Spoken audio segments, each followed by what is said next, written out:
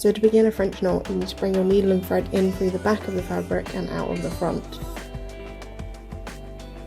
And I'd recommend having a flat surface like a table or a tray or a book on your lap, so that you can have something to rest your fabric onto, as this is quite a fiddly stitch to get used to. So because I'm right-handed, I'm going to hold my needle in my right hand, and what I'm going to do is take with my left hand a bit of thread that's closest to the fabric, and I'm going to wrap that round away from me about 3 or 4 times on the needle. So you want it to be snug, but you don't want to pull it too tight. And then with my right hand, with my forefinger, I'm going to just hold on to the loops on the needle, and then I have this left hand free. And then you're going to angle your needle down next to where you've come out of the fabric, keeping with your left hand your thumb down on the loops, and then just pulling it into a knot. And you can leave it into a loose French knot like that. They'll come out different each time, but if you can leave it into a loose French knot like that, or you can add another stitch to go into it to secure it down.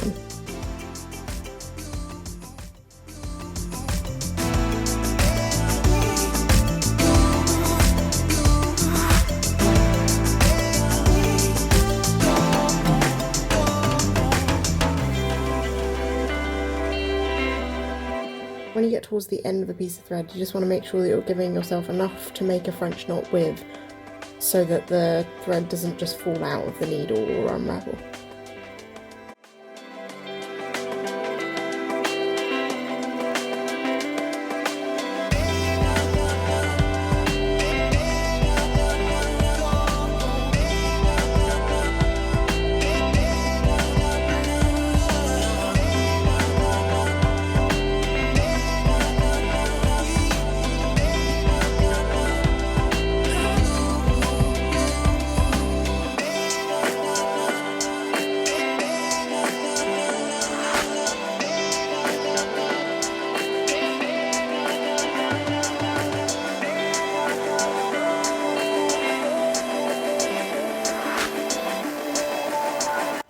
So here you can see the loops probably more easily than the other type of thread, because this thread is like a twisted yarn that you can't split.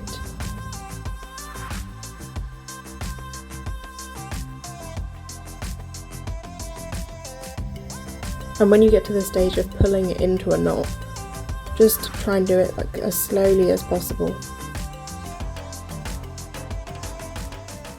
If you're using a thinner thread, you can do many more loops well around the needle if you want to.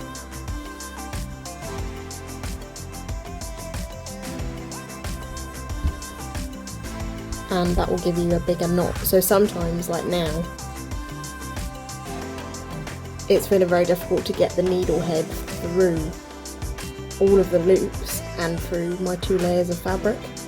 So if that's the case, you can just gently push the needle with your thumb, or you can turn it upside down and just push the needle down onto the hard surface or the flat surface that you've got, and it will ease it through the fabric more.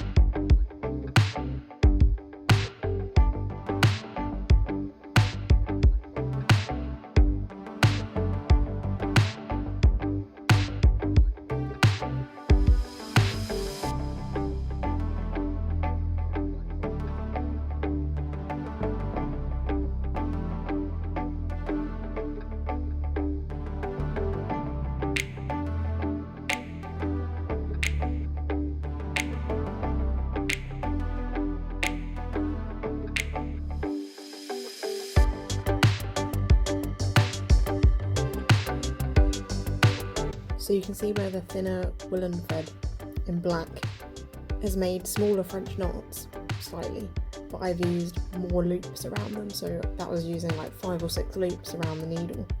And then the pink ones here, again using about 4 or 5 loops, but they're slightly bigger because the thread is slightly thicker. And then here, the biggest knots, that's only wrapping around the needle about 3 or 4 times. So the thickness of your thread can have just as much an effect as how many loops around the needle you do on how big your knot will be.